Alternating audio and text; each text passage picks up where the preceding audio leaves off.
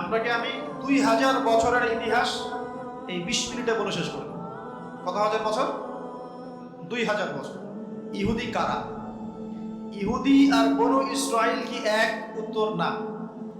ভালো করে কথাগুলো শোনেন, এগুলো বই পড়তে অনেক সময় লাগবে আপনার, এবং ঘাটাঘাটি করতে অনেক সময় লাগবে, খুব অল্প সময় বুঝে নেন। ইহুদি বনু ইসরাইল এক নয়। বনু ইসরাইল কাদেরকে বলা হয়? ইব্রাহিম আলাইহিস সালামের ছেলে, এক ছেলের নাম ইসমাইল, এক ছেলের নাম ইসহাক। ঠিক আছে? ইসমাইল আলাইহিস সালাম থাকেন মক্কায়, সেখানে তাকে কেন্দ্র করে একটা সভ্যতা। এই বংশে সর্বশেষ নবী মুহাম্মদ সাল্লাল্লাহু আলাইহি ওয়াসাল্লামের জন্ম। তার মানে আমরা বনু ইসমাইল। আমরা কারা? বনু ইসমাইল। আমরা মুহাম্মদ সাল্লাল্লাহু আলাইহি ওয়াসাল্লামের কওম, উম্মাহ। আর এইদিকে আরেক ছেলের নাম হচ্ছে ইসহাক, যিনি থাকেন ওই শামে, ওই প্যালেস্টাইনে, ওই জেরুজালেমে, ওই জায়গায়, ওটা শাম। ঠিক আছে? এবং ওখানে তিনি তার বংশ বিস্তার হচ্ছে। তার ছেলের নাম হলো ইয়াকুব। কি নাম? ইয়াকুব আলাইহিস সালামের আরেক নাম হলো ইসরাঈল। ইয়াকুব আলাইহিস সালামের আরেক নাম কি? ইসরাঈল। এবং তার সন্তানদেরকে বলা হয় বনু ইসরাঈল। তার সন্তান অনেক। এই সন্তানদের মধ্যে একজনের নাম ইউসুফ। ঠিক আছে? তারপরে আসছে পরে ইউনুস। এই বনু ইসরাঈলের মধ্যে দাউদ, মূসা, সুলাইমান, ঈসা ইবনে মারইয়াম। বলা হয় 1,24,000 নবী রাসূলের মধ্যে বেশিরভাগই এখানে এসেছে। তাহলে বনু ইসরাঈল বলা হচ্ছে এই কওমটাকে। তা ওদের নাম বনু ইসরাঈল থেকে ইহুদি হলো কখন? যখন তারা ঈসা আলাইহিস সালামকে স্বীকার করলো না তখন। ঈসা আলাইহিস সালাম কি তাদের মধ্যে আসেন নাই? সেই ঈসা আলাইহিস সালামকে যখন তারা অস্বীকার করলো, তখন তাদের নাম আল্লাহ পাক এই বনু ইসরাঈল থেকে পরিবর্তন করে হাদু দিয়েছেন কোরআনে। কুল আইয়া আইয়ুহাল্লাযীনা হাদু ইন যা'আমতুম আন্নাকুম আউলিয়াউ লিল্লাহি মিন দুনিন নাস ফাতামান্নাউল মাউত। আছে না কোরআনে? অনেক জায়গা আছে। আল্লাহ পাক তখন তাদেরকে আর বনু ইসরাঈল বলছেন না, বলছেন ইয়াহুদ। কি বলছেন? এই যে নাম আসলো ইহুদি। তো বনু ইসরাঈল এবং ইহুদি এক নয়। বনু ইসরাঈলরা ভালো ছিল এবং তারা ওই সময়কার মুসলিম ছিল। যখন তারা আল্লাহ পাকের আনুগত্য করেছিল, আল্লাহ পাক তাদেরকে সমৃদ্ধি দিয়েছিলেন, ঠিক আমাদের মতোই। আর যখন তারা আল্লাহ পাকের আনুগত্য করে নাই, পথভ্রষ্ট হয়ে যায়, আল্লাহ পাক তাদেরকে শাস্তি দিয়েছে। এক পর্যায়ে তারা যখন নবীদেরকে হত্যা করা শুরু করেছিল, অনেক নবীকে হত্যাও করেছে। যেমন জাকারিয়া আলাইহিস সালামকে তারা হত্যা করেছে, ইয়াহইয়া আলাইহিস সালামকে হত্যা করেছে। সূরা ইয়াসিন পড়ে দেখেন, ওখানে একই দিনে 3 জন নবীকে হত্যা করা হয়েছে। পড়ে দেখেন। তো মূল কথা হচ্ছে নাম চেঞ্জ হলো কখন? যখন তারা সত্য থেকে পথভ্রষ্ট হয়ে গেল, ঈসা আলাইহিস সালামকে তারা অস্বীকার করলো, তখন আর বনু ইসরাঈল নয়, ইয়াহুদ। এখন তাদের মধ্যে একজন অন্যতম নবী ছিলেন দাউদ আলাইহিস সালাম। কি নাম? বলেন নাম, মুখস্থ করেন। তাদের নাম কি? আচ্ছা, দাউদ আলাইহিস সালাম ছোট, তখন 14-15 বছর বয়স হবে। আল্লাহ পাক মূসা আলাইহিস সালামকে বলেছিলেন, তুমি তোমার সম্প্রদায়কে নিয়ে এই জেরুজালেমে যুদ্ধ করবে। কাকে বলেছেন? মূসা আলাইহিস সালাম। তুমি মূসা আলাইহিস সালাম তোমার সম্প্রদায়কে নিয়ে এই জেরুজালেমে গিয়ে যুদ্ধ করো। ওখানে আমালেকা নামে একটা সম্প্রদায় আছে, এরা খুবই শক্তিশালী। তবে তোমরা যদি ঈমানদার হও, তোমরা এর উপর বিজয় লাভ করবে। এর আগ পর্যন্ত এরা কিন্তু ওখানে ঢুকতে পারে নাই। কথা বুঝতে পারছেন? আল্লাহ পাক শর্ত দিলেন, যদি যুদ্ধ করে জয় করতে পারো, তাহলে তোমাদের এই জায়গাটা তোমাদের। তো মূসা আলাইহিস সালাম বললেন তার কওমকে, চলো যুদ্ধ করি। মূসা আলাইহিস সালামের কওম বলছে, ইযহাব আনতা ওয়া রাব্বুকা ফাকাতিলা ওয়া ইন্না হাহুনা কাঈদুন। এই মূসা, তুমি যাও আর তোমার রব গিয়ে যুদ্ধ করো, আমরা এখানে বসে থাকলাম। কথা কি বুঝতে পারেন না? মানে এরা কোন কওম? ওই যে ফেরাউনকে ডুবে মরতে দেখেও বিশ্বাস করে না, বাছুর পূজা শুরু করে। আল্লাহ পাক একটার পর একটা নিদর্শন দেখান, তাও অস্বীকার করে। তাওরাত নিতে গিয়েছেন মূসা আলাইহিস সালাম, এসে দেখেন তারা বাছুর পূজা শুরু করেছে। মান্না সালোয়া আল্লাহ দিচ্ছেন, তাও অস্বীকার করে। মৃত থেকে জীবিত করেন, তাও অস্বীকার করে। শেষমেশ বলে বসলো যে, ইয়া মূসা লান নুমিনা লাকা হাত্তা নারাল্লাহ জাহরা। হে মূসা, আমরা তোমার প্রতি বিশ্বাস করব না যতক্ষণ আল্লাহকে সামনে দেখাচ্ছ আমাদের চোখ দিয়ে। এটা সেই জাত যে নবীদেরকে এত কষ্ট। কোন জায়গা ভাই? কোন জায়গায় যুদ্ধ করতে চায়? আচ্ছা, জেরুজালেম নিয়ে এত কথা কেন জানেন? কারণ এই জায়গাটা শেষ জামানার সবচেয়ে ইম্পর্টেন্ট জায়গা। শেষ জামানার সবচেয়ে ইম্পর্টেন্ট জায়গা তিনটা, মুখস্থ করেন। কয়টা? এক হচ্ছে জেরুজালেম, দুই হচ্ছে মক্কা মদিনা, জানেন, আর তিন নাম্বার হচ্ছে কনস্ট্যান্টিনোপল। কনস্ট্যান্টিনোপল মানে কুস্তান্তনিয়া। কোথায় এটা? তুরস্কে। আরেকটা জায়গা আছে, এটা অনেক বেশি ইম্পর্টেন্ট, সেটা হলো খোরাসান। সেটা কি? খোরাসান। এই চারটা জায়গার কথা মাথায় রাখবেন। পুরো বিশ্বের এই প্রেক্ষাপট এই চারটা জায়গাকে কেন্দ্র করে ঘুরতে থাকবে এবং এর সেন্টার হার্ট হচ্ছে জেরুজালেম। কারণ কিয়ামত ততদিন পর্যন্ত হবে না যতদিন এই জেরুজালেম মুসলিমদের দখলে না আসছে এবং এই জেরুজালেম থেকে ইমামুল মাহদি ঈসা ইবনে মারইয়াম বিশ্ব শাসন না করছেন, ততদিন পর্যন্ত এই পৃথিবীতে কিয়ামত হবে না ইনশাআল্লাহ। বুঝতে পারছেন কথা? আচ্ছা, তো ইউশা বিন নুন এখন বলছেন যে আচ্ছা তোমরা তো আবার যুদ্ধ করতে যাচ্ছ, মুসা আলাইহিস সালামের সময় তো যুদ্ধ করতে বলা হয়েছিল, করো নাই, এখন যদি আবার যুদ্ধের কথা বলা হয়, যদি তোমরা আবার পালায় যাও, তখন তারা বলছে ওয়ামা লানা আল্লা নুকাতিলা ফি সাবিলিল্লাহ, কেন আমরা আল্লাহর রাস্তায় যুদ্ধ করব না? ওয়াকাদ উখরিজনা মিন দিয়ারিনা, আমাদেরকে আমাদের বাড়িঘর থেকে বের করে দেওয়া হয়েছে, ওয়া আবনাইনা, আমাদের সন্তান থেকে বিচ্ছেদ করানো হয়েছে, কেন যুদ্ধ করব না? অবশ্যই যুদ্ধ করব। তো ঠিক আছে, তাহলে আমি আল্লাহর কাছে দোয়া করলাম। করেন, আল্লাহর কাছে দোয়া করা হলো, আল্লাহ পাক বললেন যা জিহাদ ফরজ করলাম, নাও যুদ্ধ করো। ওখানে কোন সম্প্রদায় আছে? আমালেকা, অনেক শক্তিশালী, অনেক বিশাল দেহী। এখন ফরজ হওয়ার পরে এখন বনু ইসরাইল বলছে আচ্ছা আমাদেরকে একটা নেতা নিযুক্ত করে দিন, তাহলে সেনাপতি নিযুক্ত করুন। সেনাপতি লাগে কি লাগে না? লাগে না? লাগে না? আচ্ছা,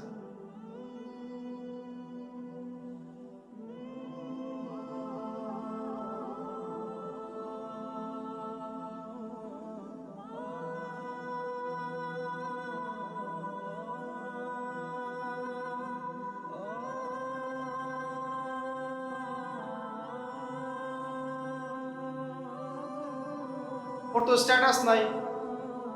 যে আমাদের কাছে নেতৃত্বের মানদণ্ড যেগুলা, আমরা টাকা পয়সা দেখে নেতা বানাই না। আপনার টাকা নেই, আপনি নেতা হতে আসছেন কেন? আপনার স্ট্যাটাস নেই, আসছেন কেন?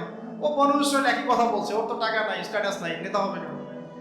তখন আল্লাহ পাক বলছেন যে ওয়াজাদাহু বাসতাতান ফিল ইলমি ওয়াল জিসম, আল্লাহ পাক তো তালুতকে দুটো কোয়ালিটি দিয়েছেন। আল্লাহ পাক তাকে শারীরিক শক্তি দিয়েছিলেন এবং জ্ঞান দিয়েছেন, প্রজ্ঞা এবং জ্ঞান দিয়েছেন। তার নেতৃত্বের মানদণ্ড কয়টা এখানে পেলেন? দুটা। শারীরিক শক্তি থাকতে হবে ঠিকঠাক, ফিজিক্যালি স্ট্রং না হলে তো সে ডিল করতে পারবে, আর মেধা থাকতে হবে, জ্ঞান। তা আসলে কি এই দুইটা এখন নেতৃত্বের মানদণ্ড? সুবহানাল্লাহ। অদ্ভুত সিস্টেম বিশ্ববাসীকে দেওয়া হয়েছে, বিশ্ববাসীকে একটা অদ্ভুত সিস্টেম দেওয়া হয়েছে। একজন মেজর, একজন কর্নেল, একজন বিসিএস ক্যাডার মানুষ এমন একজন মানুষকে স্যালুট করে যে মানুষটা অক্ষর জ্ঞান নাই, নামও স্বাক্ষর করতে পারে না, এবং সে বিভিন্ন জায়গায় দুর্নীতি করে আসছে, টাকা পয়সা লুটপাট করে আসছে। একজন বিসিএস ক্যাডার এবং একজন আর্মি অফিসার, একজন জেনারেল, একজন মেজর, তাকে স্যালুট করতেছে। কি সিস্টেম! অথচ তার চাইতে এই ব্যক্তি নেতৃত্ব পাওয়ার অনেক বেশি যোগ্য, জ্ঞান তার আছে এবং শারীরিক শক্তি তার আছে, তার প্রশিক্ষণ আছে, সবকিছু তার মধ্যে আছে। কি সিস্টেম বিশ্ববাসীকে দেওয়া হয়েছে! সুবহানাল্লাহ। আমি ফিলোসফিও পড়েছি অনেকদিন। অ্যারিস্টটল এবং প্লেটোদের যুগে এটাকে বলা হতো দি কমিউনিটি অফ ফুলস। একটা পড়ে দেখবেন, স্যার সলিমুল্লাহর লেখা অনেকগুলো বই আছে, এর মধ্যে পড়ে দেখবেন। অজ্ঞতার একটা যুগ, অজ্ঞতার শাসন, অজ্ঞতার কমিউনিটি। বাদ দেন, এখানে ইউশা বিন নুন নেতৃত্ব দিলেন কাকে? তালুতকে। ওরা বললো মানি না। তো আল্লাহ পাক মনোনয়ন করেছেন, এখন না মানলে তোমরা আযাব ভোগ করবা। তারপরে তারা মেনে নিল, এবার যুদ্ধে যাচ্ছে। ওই জেরুজালেম মুক্ত করতে যাচ্ছে। যে জেরুজালেম এখন তারা মুক্ত করতে চাচ্ছে, ওই জেরুজালেম তালুতের বাহিনী মুক্ত করতে যাচ্ছে। বলে তো তালুত এবং বনু ইসরাইল তখন ভালো না খারাপ? ভালো না খারাপ? তারা কি মুসলিম না মুসলিম? তারা তখন মুসলিম না মুসলিম? মুসলিম। তারা তখন ইউশা বিন নুনের উম্মত, তার আগে ছিল মুসা আলাইহিস সালামের উম্মত। এবার তালুত বললেন যে আল্লাহ পাক তোমাদেরকে পরীক্ষা করবেন, সামনে নদী আছে, এই নদীর পানি পান করতে পারবে না, যদি পান করো তাহলে তোমাদের নাম কাটা, তোমরা যুদ্ধে অংশগ্রহণ করতে পারবে না। ফামান শারিবা ফালাইসা মিন্নি, যে ব্যক্তি এখান থেকে পানি পান করবে সে আমার অন্তর্ভুক্ত না। ওয়ামান লাম ইয়াতআমহু ফাইন্নাহু মিন্নি, যে ব্যক্তি এখান থেকে পানি পান করবে না সে আমার সাথে যুদ্ধে যেতে পারবে। ইল্লা বিগুরফাতিন বিয়াদিহি, মানে এক অঞ্জলি পানি শুধু পানি পান করতে পারবে, এক অঞ্জলি পানি, এতটুকু, বেশি না। ফাশারিবু ইল্লা কালিলাম মিনহুম, আল্লাহ পাক বলেন ওদের বেশিরভাগই পানি পান করলো অল্প কিছু বাদ দিয়ে। অল্প কিছু সংখ্যা তাফসীরে এসেছে 313 জন বাদ দিয়ে, 313 জন বাদ দিয়ে, 313 যে বদরে, এখানেও। এবার এই 313 জনকে নিয়ে তালুত এগিয়ে গেল, গিয়ে দেখলো বিশাল বাহিনী, বাপরে বাপ, একদম আমালেকা সম্প্রদায়। সেখানে নেতৃত্ব দিচ্ছে ওদের সেনাপতি, তার নাম জালুত। কি নাম? জালুত। এবং এই জালুতের বাহিনী দেখে মুসলিম বাহিনী বলছে যে লা তাকাতা লানা বিজালুতি ওয়া জুনুদিহি, এই জালুতের বাহিনীর সাথে পেরে ওঠার ক্ষমতা তো আমাদের এখন হবে না। কিন্তু যারা ভেবেছিল যে আল্লাহর সাথে সাক্ষাৎ করতে হবে, যাদের ঈমান দৃঢ় ছিল, তারা বলেছিল কাম মিন ফিআতিন কলিলাতিন গালাবাত ফিআতান কাসীরাতান বিইذنিল্লাহ, তোমরা ভয় করো না, আল্লাহর হুকুমে বহু ছোট ছোট দল বড় বড় দলের উপর বিজয় লাভ করেছে। এটা তারা বলে একটা দোয়া করলো, এই দোয়াটাও শিখে নেবেন। তারা একটা দোয়া করলো, তারা বললো রব্বানা আফরিগ আলাইনা সাবরান ওয়া সাব্বিত আকদামানা ওয়ানসুরনা আলাল কওমিল কাফিরিন। আর আল্লাহ পাক বলেন ফাহাজামু বিইذনিল্লাহ, আল্লাহ পাকের হুকুমে তারা এই মাত্র 313 জন নিয়েই জালুতের বিশাল বাহিনীকে পরাজিত করে। বুঝতে পারছেন? এবং এই বাহিনীতে দাউদ আলাইহিস সালামও ছিলেন, তখন তিনি ছোট। দাউদ আলাইহিস সালাম জালুতকে হত্যা করলেন। কিভাবে হত্যা করলেন সেটা আসছে, যে এই গুলতি নিক্ষেপ করেছিল দাউদ আলাইহিস সালাম, আর তার চোখে গিয়ে লাগে জালুতের, এতেই জালুত মারা যায়। তো এখন মূল কথাটা হচ্ছে, দেখুন এই বনু ইসরাইল এই যুদ্ধে জয়লাভ করে এই বাইতুল মুকাদ্দাস বা জেরুজালেম জয় করলো। এই যে তারা প্রথমবার এখানে ঢুকলো, এর আগ পর্যন্ত কিন্তু ঢুকতে পারে না। এবার আল্লাহ পাক তাদেরকে বললেন, তোমরা এখানে যদি আমার আদেশগুলো মেনে চলো, এই জায়গা তোমাদেরই, তোমরা এখানে থাকবে। কিন্তু যদি তোমরা আদেশ না মানো, আমার বিরুদ্ধাচরণ করো, তোমাদেরকে এখান থেকে বের করে দেব। আর আল্লাহ পাক এটা বলেও দিলেন, লা তুফসিদুন্না ফিল আরদি মাররাতাইন, তোমরা কিন্তু দুইবার সীমা লঙ্ঘন করবা, আমি কিন্তু সতর্ক করছি তোমাদেরকে। কয়বার? দুইবার। এবার দাউদ আলাইহিস সালামের সময় তারা খুব সুন্দর ছিল, একদম রুলিং স্টেট। বলা হয় যে দাউদ আলাইহিস সালামের সময় তারা ওই জেরুজালেম থেকে বিশ্বকে শাসন করেছে।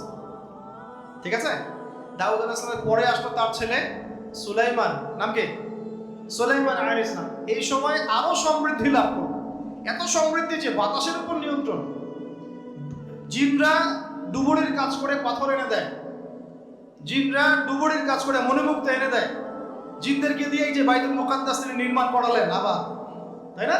এই যে বাইতুল মুকাদ্দাসের কথা বলছি। তারপরে বাতাসকে যদি বলেন এখান থেকে আমাকে নিয়ে যাও, 1 মাসের পথ এক বেলায় চলে যাচ্ছে। পিঁপড়া হাঁটছে, সুলাইমান আলাইহিস সালাম পিঁপড়ার ভাষা বোঝেন, পাখির ভাষা বোঝেন, তারা তেলাওয়াত করেন, মাছ এসে তেলাওয়াত শুনে। মানে এমন একটা সভ্যতা, এই সভ্যতা পৃথিবীতে আসেনি কখনো।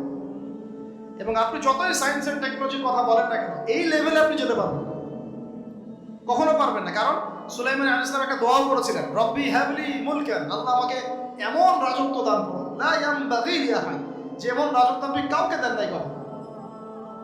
পৃথিবীর ইতিহাসে সুলাইমান আলাইহিস সালামের মতো রুলিং স্টেট কোনোদিনও ছিল না, আসবেও না। সুলাইমান আলাইহিস সালাম এবং তার অনুসারীরা তখন ভালো ছিলেন এবং জেরুজালেম থেকে তারা বিশ্ব শাসন করেছেন। এবার শুরু হলো তারপরে অধঃপতন শুরু হতে হতে এমন একটা জায়গা চলে গেল যে জেনা, এই মদ খাওয়া, এই সুদ খাওয়া, এই মানুষকে হত্যা করা, এমনকি নবীদেরকে হত্যা করা, এমন কোনো পাপ নাই করতে বাকি রাখে। এমন কোনো পাপ নাই মানে নবীদেরকে পর্যন্ত জবাই করে হত্যা করছে। আর কি কিছু বলতে হবে? আল্লাহ পাক ওই যে ওয়াদা করেছিলেন, যদি ফাসাদ সৃষ্টি করো এখান থেকে বের করে দেব। এবার আল্লাহ পাক একটা বাহিনী পাঠালেন। এই বাহিনীটা পাঠিয়েছেন ইরাকের ব্যাবিলন থেকে। কোন জায়গা? ইরাকের ব্যাবিলন। এই বাহিনীর রাজার নাম ছিল নেবুজাদনেজার। কি নাম বলেন? নেবুজাদনেজার। সে ছিল মূলত অগ্নি পূজারী আর কি। তার একটা সভ্যতা, ব্যাবিলনের সভ্যতা। ব্যাবিলনের সভ্যতা কিন্তু অনেক প্রাচীন। এবার তারা গিয়ে কি করলো, এই বনু ইসরাইল যারা পথভ্রষ্ট হয়ে গেছে, এদেরকে এমন মায়ের ওখানে জেরুজালেমে গিয়ে একটা একটা করে সেখান থেকে ওরা বের করে দিল, দিয়ে ওদেরকে ওই জেরুজালেমের যে মসজিদ, ওখানকার ফল ফসল যা আছে সব ডিস্ট্রয়, ম্যাসাকার করে। এখন ওরা যা করতেছে গাজার সাথে, এরকম কাজ এর চেয়েও ভয়ঙ্কর। নেবুজাদনেজার একটা একটা করে ধরে ধরে কেটে কেটে, আর বাকি যারা বেঁচে ছিল এদেরকে দাস বানিয়ে শিকল দিয়ে পেঁচিয়ে ব্যাবিলনে নিয়ে গেল। তারপরে দেখেন রুলিং স্টেট থেকে বনু ইসরাইল চলে আসলো এখন কোথায়? ব্যাবিলনে দাসত্বের শ্রী, আর তাদের ওই ফকর থাকলো শেষ। কারণ আল্লাহ ওয়াদা করেছিলেন ভালো থাকলে ভালো থাকবা, খারাপ করলে খারাপ। যেমন আল্লাহ পাক আমাদের সাথে ওয়াদা করেছেন না, উম্মতে মুহাম্মাদি যদি আমার আনুগত্য করো, মুহাম্মদ সাল্লাল্লাহু আলাইহি ওয়াসাল্লামের আনুগত্য করো, তোমরাই বিশ্বের নেতৃত্ব দিবে। আর যদি না করো, ওই যে তোমাদের উপর কাফেরদেরকে চাপাই দেবে, তাই না? এখন এরকমই আল্লাহ পাকের সুন্নতে একদম সেই ইতিহাস খালি ঘুরছে আর ঘুরছে, কখন ওদের পাল্লায় কখন আমাদের পাল্লায়। বিশ্বের ইতিহাসটা একদম প্যারালাল, খেয়াল করে দেখবেন। এবার এই ব্যাবিলনে চলে আসার পরে এরা দাস, কাজ করলে খাইতে পারে, না করলে খাইতে পারে না। দেখেন কোন জায়গা থেকে আল্লাহ কোথায় নিয়ে আসছে। আজকে আমরা যে 1200 বছর ওয়ার্ল্ডটাকে শাসন করেছি, কেউ বিশ্বাস করবে এখন? আমরা যে মুসলিম উম্মাহ প্রায় 1200 বছর মুহাম্মদ সাল্লাল্লাহু আলাইহি ওয়াসাল্লামের পর থেকে এই বিশ্বটাকে আমরা শাসন করছি, এখন কেউ বিশ্বাস করবে? এখন যদি পশ্চিমারা বলে যে তোমাদেরকে স্যাংশন দিয়ে দিব, ব্যাস তখন আমাদের দেখা যায় যে সমস্যা হতে পারে। কেউ যদি বলে তোমরা যদি বাড়াবাড়ি করো টাকার মান কমে যাবে, আমরা বলি বাপরে বাপ, তাহলে তো বাড়াবাড়ি করা যাবে না। আমরা কি ওদের উপর রুল করতে পারি? এখন সরাসরি কথা বলেন না, পারি না, কিন্তু একসময় পারতাম। মানে ওরা জিজিয়া দিয়ে আমাদের দেশে থাকতো, জিজিয়া কর ট্যাক্স দিয়ে আমাদের দেশে থাকতো। মুসলিম উম্মাহ যখন একটা ইউনাইটেড গ্লোবাল খিলাফা ছিল তখনকার কথা বলছি। তো এভাবে পালা বদল হয়। তো ওরা কখনো ভাবতে পারে নাই যে ব্যাবিলনে এসে এইভাবে জেইলের জীবন কাটাতে হবে। কেন? অবাধ্যতার কারণে। এবার আল্লাহ পাক তাদেরকে আরেকটা সুযোগ দিলেন। কি দিলেন? আরেকটা সুযোগ দিলেন। ব্যাবিলনে বসে বসে ওরা আলোচনা করে যে আমাদের কিন্তু একজন মাসিহ আসবে। কে আসবে? মাসিহ মানে হচ্ছে ত্রাণকর্তা। এই মাসিহ যখন আসবে আমরা আবার সেই জায়গা ফিরে পাবো। কি করবো আবার? কোন জায়গা বলেন? কোন জায়গা? জেরুজালেম আবার ফিরে পাবো। বুঝতে পারতেছেন কি ভাই? আলোচনা একটু কঠিন আমি জানি, বুঝতে পারতেছেন কি? আচ্ছা, আমরা আবার জেরুজালেম ফিরে পাবো। তো ওরা এখন এগুলো আলোচনা করে যে আমাদের তাওরাতে লেখা আছে, আমাদের তালমুদে লেখা আছে, শেষে আমাদের একজন মাসিহ আসবে। ওই মাসিহ আসলে আবার ওই জায়গা আমরা ফিরে পাবো। তোমরা টেনশন করো না, হতাশ হয় না। আমরা যেমন বলি না যে এখন দুরবস্থা চলছে, তাতে কি আমাদের মাহদি আসবেন, ঈসা ইবনে মারইয়াম আসবেন, আবার আমরা খেলাফা ফিরে পাবো, বলি কি না? হাদিসে তো আছেও। ওরাও এরকম চর্চা করে। করতে করতে আল্লাহ পাক তাদের দিকে মুখ ফিরিয়ে তাকালেন, দয়া করলেন। দয়া করে আল্লাহ পাক মাসিহকে পাঠালেন। সেই মাসিহের নাম কি? ঈসা আলাইহিস সালাম। কিন্তু এই হতভাগা জাত ঈসা আলাইহিস সালাম যে তাদের মাসিহ, এটা তারা বিশ্বাসই করলো না, বরং তাকে জারদ সন্তান বলে গালি পর্যন্ত দিল। জানেন না? মারিয়াম আলাইহিস সালামকে বললো যে কোত্থেকে সন্তান নিয়ে আসছো। মনে আছে আপনাদের? নিজেদের মাসিহকে তারা চিনতে পারলো। ঠিক আমাদের উম্মতে মুহাম্মাদির মধ্যে এমন অনেক মুনাফিক থাকবে যারা ইমাম মাহদিকে চিনতে পারবে না।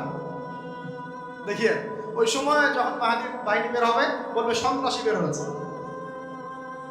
ইমাম মাহদি মানুষের মুখের ভাষায় কথা বলবেন না, অস্ত্রের ভাষায় কথা বলবেন।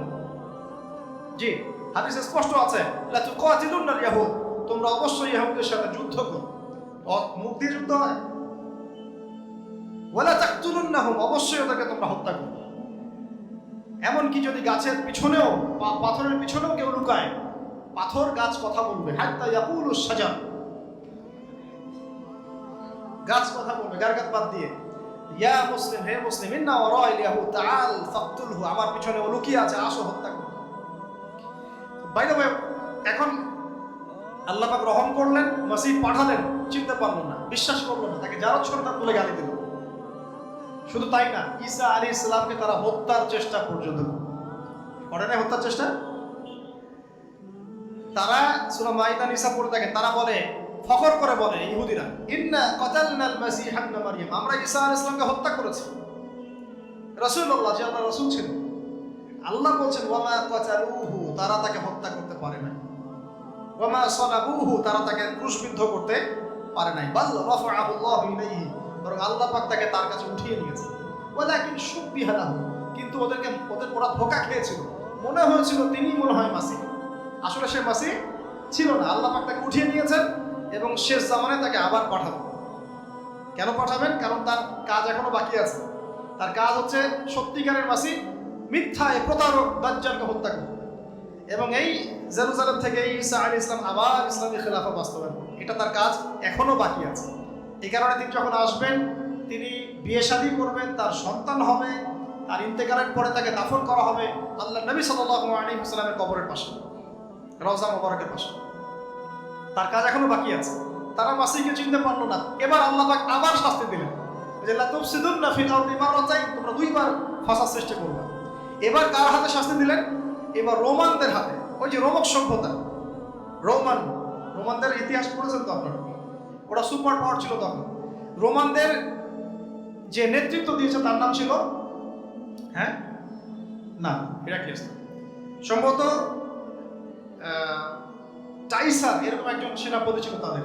আমি নামটা এই মুহূর্তে ভুলে গেছি।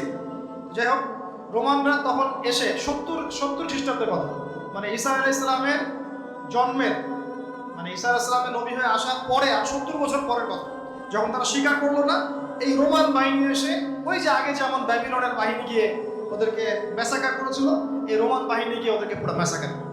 আবার এই জেরুজালেম ধ্বংস হলো, মসজিদ ডিস্ট্রয় হলো, ওদেরকে হত্যা করা হলো, দাসত্ব শৃঙ্খলা আবদ্ধ করা, এভাবে ওদেরকে আবার ম্যাসাকার করা। দুইবার ওরা শাস্তি দিল। তবে এবার তারা দাসত্বের শৃঙ্খলা আবদ্ধ হয় নাই, বিশ্বের বিভিন্ন জায়গায় ছড়িয়ে ছিটিয়ে গেছে। কোথাও 10 জন, কোথাও 20 জন, কোথাও 50, কোথাও 100, এভাবে আস্তে আস্তে ছড়িয়ে ছিটিয়ে গেছে। ওরা আর এক জায়গায় থাকতে পারে না। ওদের একটা অংশ গিয়ে মদিনায় আশ্রয় নিয়েছে। কোথায়? মদিনা, যার নাম ইয়াসরিব। ওই সময়কার কথা বলছি, কিন্তু প্রায় 1400 বছর আগের কথা বলছি আমি, 1500, 1000 বছর, 2000 বছর আগের কথা বলছি। মদিনায় আশ্রয় নিয়েছে 3টা গোত্র, বনু কুরাইজা, বনু কাইনুকা, বনু নাজির। আমার সাথে বলেন একটা, বনু কুরাইজা, বনু কাইনুকা, বনু নাজির। কোথায় আছে ওরা বসে? মদিনায়। কেন মদিনায়? কারণ ওই যে তাওরাতে আছে, মাসিহকে তো স্বীকার করলো না, শেষ জামানে একজন নবী আসবে, সে ওই আরব থেকে আসবে, অপেক্ষা করছে মদিনায় যে সেই নবী আসলে ইসলাম কবুল করে আমরা আবার সমৃদ্ধ হব। বুঝতে পারছেন? আর অপেক্ষা করছে ওখানে মুহাম্মদ সাল্লাল্লাহু আলাইহি ওয়াসাল্লামের জন্য। আল্লাহর নবী আসলেন, 13 বছর মক্কায় দাওয়াতি কাজ করলেন, করে মদিনায় হিজরত করে গেলেন, তাদেরই দরজায় গেলেন, তাদের সাথে দেখা করলেন, তাদেরই কেবলায় 17 মাস নামাজ পড়লেন। তাদের কেবলা মানে বাইতুল মুকাদ্দাস, মানে 16 মাস বা 17 মাস নামাজ পড়লেন। কিন্তু তারপরেও ঠিক যেমন করে তারা ওদের মাসিহকে চিনতে ব্যর্থ হলো, একইভাবে তারা মুহাম্মদ সাল্লাল্লাহু আলাইহি ওয়াসাল্লামকেও চিনতে ব্যর্থ হলো। না মাসিহকে গ্রহণ করলো, না মুহাম্মদ সাল্লাল্লাহু আলাইহি ওয়াসাল্লামকে। বাস, এরপরে শত্রুতা শুরু হলো। আপনারা জানেন আল্লাহর নবীকে বারংবার তারা হত্যার চেষ্টা করেছে। আল্লাহ নবী বনু নজিরের দেয়ালে হেলান দিয়ে আছেন, উপর থেকে পাথর ফেলে হত্যা করার চেষ্টা করা হয়েছে। খাইবারে নবী যুদ্ধ করতে গিয়েছেন, তাকে বিষ পান করে প্রয়োগ করে হত্যা করার চেষ্টা করা হয়েছে। তাহলে ওদের চরিত্র কি বদলালো? বদলিয়েছে? বদলায় নাই? আপনারা কি ওদের পটভূমি বুঝতে পারছেন, ইতিহাস? এবার নবী সাল্লাল্লাহু আলাইহি ওয়াসাল্লামকে আল্লাহ পাক যুদ্ধের আদেশ করলেন। আল্লাহ নবী সাল্লাল্লাহু আলাইহি ওয়াসাল্লাম একটা করে ইহুদি কওমের এগেইনস্টে যুদ্ধ করলেন, একটা করে। প্রথমে বনু কুরাইজা, বনু কাইনুকাকে বের করে দেওয়া হলো, তারপরে বনু নাজিরকে বের করে দেওয়া হলো, তারপরে বনু কুরাইজাকে বের করে দেওয়া হলো, সর্বশেষ খায়বারে গিয়ে একটা করে ইহুদিকে ওখান থেকে বের করে দেওয়া। 4টা গোত্রকে বের করা হয়েছে। প্রতিটা বাড়ি ওদের খেয়ানতের কারণে, মদিনা সনদের চুক্তি ভঙ্গ করার কারণে। ওদের চরিত্রটাই এমন ছিল। আমরা চুক্তিবদ্ধ ছিলাম যে আমরা তোমাদের সাথে যুদ্ধ করবো না, তোমরা আমাদের সাথে যুদ্ধ করবে না, আমাদের শত্রুদের বিরুদ্ধে তোমরা তাদেরকে সাহায্য করতে পারবে না। কিন্তু এই ইহুদিরা কুরাইশদেরকে সাহায্য করে, ওদের সাথে আঘাত করে আমাদের বিরুদ্ধে গদ্দারি করেছে। এই কারণে আমরা কি জুলুম করেছিলাম? আল্লাহ পাক কি জুলুম করতে পারেন? এবার তাদেরকে বের করে শুরু দেয়াই হয়নি। আমাদের নবী সাল্লাল্লাহু আলাইহি ওয়াসাল্লাম ইন্তেকালের কয়েকদিন আগে বলে গিয়েছিলেন, ইন্তেকালের কয়েকদিন আগে, যে আমার ইন্তেকালের পরে এই জাজিরাতুল আরব থেকে তোমরা ইহুদিদেরকে বের করে দিও। কে বলে গেছেন? আর সেই কওমের সাথে এখনকার মধ্যপ্রাচ্যের যে আরব কান্ট্রিগুলো আছে, এরা উপরে না ভিতরে ভিতরে হাত পেতে আঘাত করে বসে আছে। সুবহান, লজ্জা আমাদের, লজ্জা, ধিক্কার আমাদের। ওদের প্রত্যক্ষ পরোক্ষ মদদে এই রাষ্ট্রটা টিকে আছে। চতুর্দিক থেকে 8-10টা মুসলিম কান্ট্রি মিলে যদি একত্রিত হয়, ওখানে থাকতে পারত? তাই মনে হয়? মসনদের জন্যে, দুনিয়ার স্বার্থে, অর্থের স্বার্থে আমরা এই কাজগুলো করেছি, করে যাচ্ছি, এখনো করে যাচ্ছি। আতাতের হিস্ট্রি বলতে গেলে সারা রাত যাবে, আপনাদের ধৈর্য ধরতে পারবেন না। এই 1917-18 সালের দিকেও এই নাজদিরা, 1917-18 সালের দিকেও নাজদিরা এই ব্রিটেনের সাথে আতাত করে তুর্কিদের নিয়োজিত যে ইয়ারা ছিল, শাসকরা ছিল, তাদের বিরুদ্ধে বিদ্রোহ করে আরব রাষ্ট্র কায়েম করেছে। মুসলিমদের সাথে গাদ্দারি করে ব্রিটেনের সাথে হাত মিলিয়ে কত কত ডলার কত পাউন্ড জানেন? মাসে 500 পাউন্ডের বিনিময়। এগুলো হিস্ট্রি পড়লে অনেক, বলতে গেলে অনেক সময়, ওদিকে যাচ্ছি না, বাদ দেন। আমরা শুধু এতটুকু জেনে রাখেন যে তারা এই জায়গায় আসতে পারতো না যদি মুসলমান মুনাফিকরা ওদের সাথে আতাত না করতো। আল্লাহ নবী তাদেরকে বের করে দিলেন এবং ইন্তেকালের কয়েকদিন আগে বলে গেলেন যে বাকিগুলোকে তোমরা বের করে দিও, তাদের সাথে আমাদের আজকে এই আতাত। এখন আসেন, এই অবস্থা চলে যাওয়ার পরে মুসলিমরা বিশ্ব শাসন করেছে। প্রথমে 4 খলিফার যুগ চলে গেছে, উমাইয়াদের যুগ চলে গেছে, আব্বাসীয়রা চলে গেছে, ফাতিমিরা চলে গেছে, আন্দালুসিয়া চলে গেছে, তারপরে মামলুক শাসন চলে গেছে, মুঘলদেরটা চলে গেছে, তুর্কিদেরটা চলে গেছে। এভাবে প্রায় 1200 বছর এই বিশ্বের মধ্যে আমরা দাপটের সাথে মাথা তুলে শাসন করেছি। তখন এই বনু ইসরাঈল তার বনু ইসরাঈল নাই, এরা হয়ে গেছে ইহুদি। কি হয়ে গেছে? ইহুদি। এবং এরা কিন্তু ওই জেরুজালেম দখলের পায় তারা ছাড়ে নাই। তাহলে এবার কি করলো তারা? এবার এই যে এই জায়গা থেকে বোঝেন শেষ অংশটা, এবার 1914 সালে চলে আসে। কত সাল? 1914 সাল। বসনিয়ায় আমরা বলি যে সামার অফ 1914, বসনিয়াতে একজন রাজা হাঁটছেন রাস্তা দিয়ে। এখন ইহুদি এবং খ্রিস্টানদের মধ্যে একটা জোট হয়ে গেল। এর মধ্যে এই জোটের নাম জায়নিস্ট মুভমেন্ট। এরা বলে প্ল্যান করলো যে রাজাটাকে শেষ করতে হবে। তো রাজা ফার্ডিন্যান্ডকে তারা শেষ করে দিয়ে অস্ট্রিয়া হাঙ্গেরির বিরুদ্ধে রাশিয়াকে লেলিয়ে দিল। এমনভাবে সুরাগ ছেড়ে গেল, প্রমাণ ছেড়ে গেল যেন ওইটা রাশিয়া পর্যন্ত গড়ায়। ব্যাস, এরা যুদ্ধে নেমে পড়লো। এই যুদ্ধে রাশিয়ার পক্ষ নিয়ে নিল ব্রিটেন, তার সাথে আসলো এই ইতালি, ফ্রান্স, আর এইদিকে অস্ট্রিয়া হাঙ্গেরির সাথে চলে আসলো জার্মানি। এই যে প্রথম বিশ্বযুদ্ধ শুরু হয়ে গেল, ম্যাসাকার অবস্থা। আমরা এগুলো পড়েছি ইউনিভার্সিটিতে, কিন্তু এইটুক পর্যন্ত আমাদেরকে পড়ানো হয়েছে। এর পিছনের গল্প তারা আমাদেরকে বলতে পারেনি। এর পিছনের গল্পটা আমরা কোরআন থেকে জেনেছি, হাদিস থেকে জেনেছি। এই ফার্স্ট ওয়ার্ল্ড ওয়ারের মূল উদ্দেশ্য এই কয়েকটা মানুষকে মেরে ফেলা ছিল না। উদ্দেশ্য ছিল ব্রিটেনের উত্থান এবং ওর হাত ধরে তুর্কিদের বিরুদ্ধে যুদ্ধ করে জেরুজালেমের পুনরুদ্ধার। তাই 1914 থেকে 1918 এর মধ্যে এই জেরুজালেম তারা আবার দখল করে ফেললো তুর্কিদের বিরুদ্ধে যুদ্ধ করে। আমি বলেছি কিছু মুসলিম নামধারী মুনাফিক এদের সাথে যোগ দিয়েছে এবং এই ডিক্লারেশনটাকে বলা হয় বেলফোর্ট ডিক্লারেশন। আপনি পড়ে দেখেন, বলার সময় এত লম্বা। এটাকে বলে বেলফোর্ট ডিক্লারেশন। স্বাধীন ফিলিস্তিন রাষ্ট্রের মধ্যে একটা ছোট্ট ভূখণ্ড তারা চাইলো, দাবি করলো। ঠিক আছে, এই ছোট্ট ভূখণ্ডের পরিমাণ ছিল মাত্র 6%। ওই 6 হয়েছে এখন 76। কত হয়েছে? 76। এই জায়গাটা দেয়া হলো। জায়গাটা দেওয়ার পর ব্রিটেনের সহযোগিতায় তারা 1948 সাল পর্যন্ত এভাবে দাপটের সাথে ওই জায়গাটা দখল করতে লাগলো। প্রতিদিন একটু করে জায়গা বাড়াচ্ছে, জমি দখল করছে, বাবরদের ইজ্জত দিচ্ছে, ওই ভাইকে হত্যা করছে। কার সহযোগিতায়? একা করতে পারছে? কোন রাষ্ট্র তাকে সহযোগিতা করছে বলে? না, এখন ওই সময় ব্রিটেন করেছে। এমন সে তখন রুলিং স্টেট ছিল। আমাদের এখানেও তো সে 200 বছর শাসন করছে, করে নাই?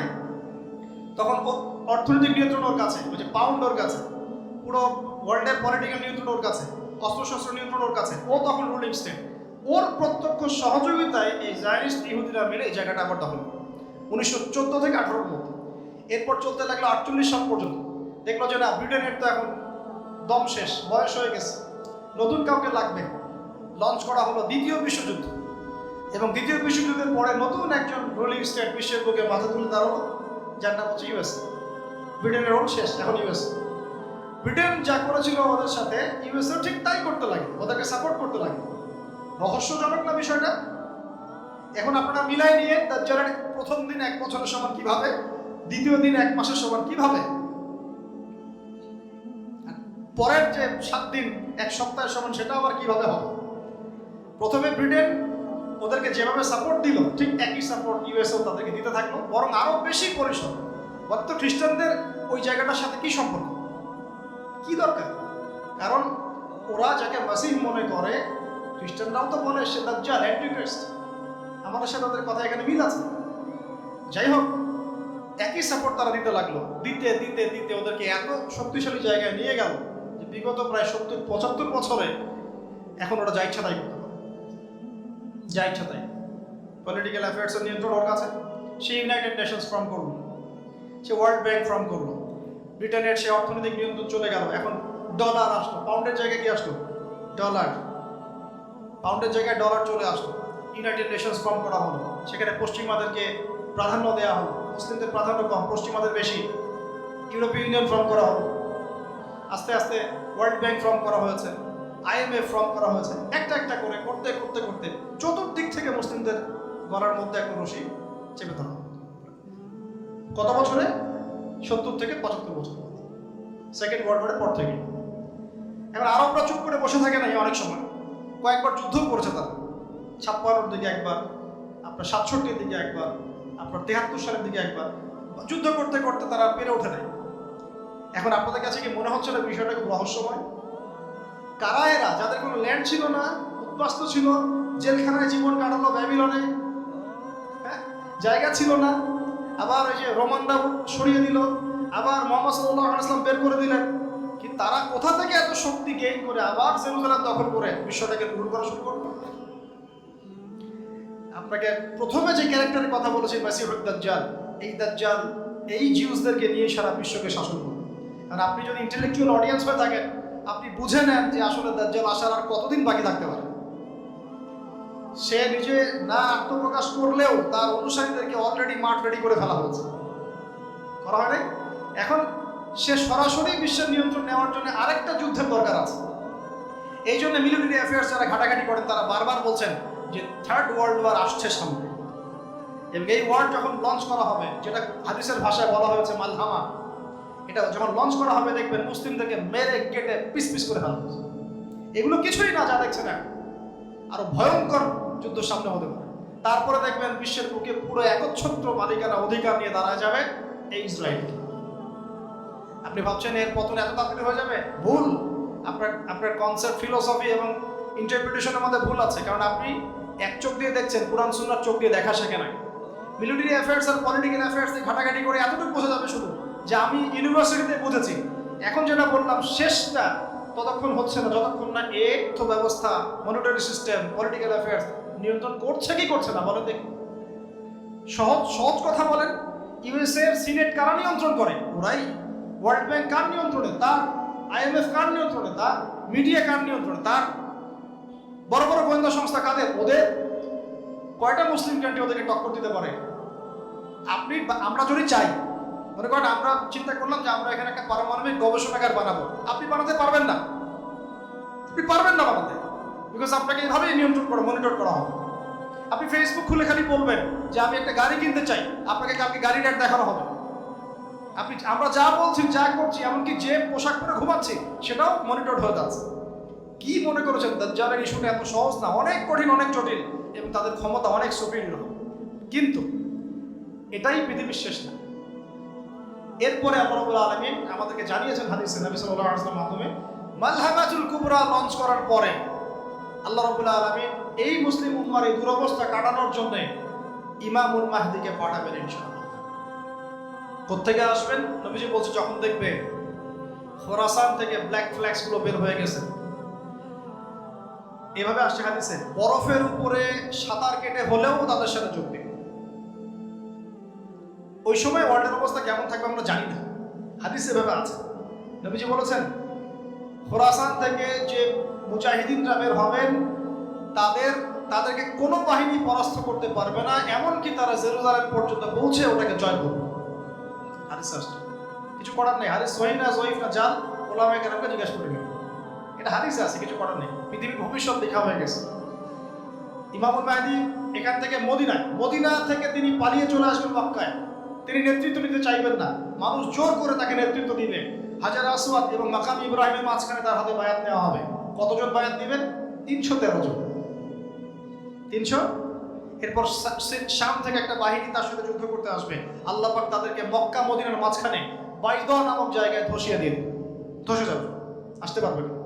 তারপরে বনু কালব নামে একটা গোত্র থাকবে আরবে, ওই কালবের সাথে ইমাম মাহদি যুদ্ধ হবে, ইমাম মাহদি জয়লাভ করবেন ইনশাআল্লাহ। তারপরে তিনি সারা ওয়ার্ল্ডটাকে আবার রুল করা শুরু করবেন। হাদিসে আসছে তিনি গুনে গুনে গনিমতের মাল দিবেন না, মুষ্টি ভরে ভরে মুসলমানদেরকে দান করবেন ইনশাআল্লাহ। তারপরে বের হবে মাসিহুদ দাজ্জাল মানুষের রূপে, ওই যে 4টা জায়গার কথা বললাম, সে বের হবে ইত্যাদি ইত্যাদি। এবার সে মানুষের রূপ ধরে আমাদের সমাজে প্রবেশ করবে এবং তার অনুসারীদেরকে নিয়ে মেসাকা করা শুরু করবে। কিন্তু মুসলিমদের মধ্যে একটা বাহিনী শেষ পর্যন্ত তার সাথে যুদ্ধ করতে থাকবে, শেষ পর্যন্ত। লা তুকাতিলুন নবী,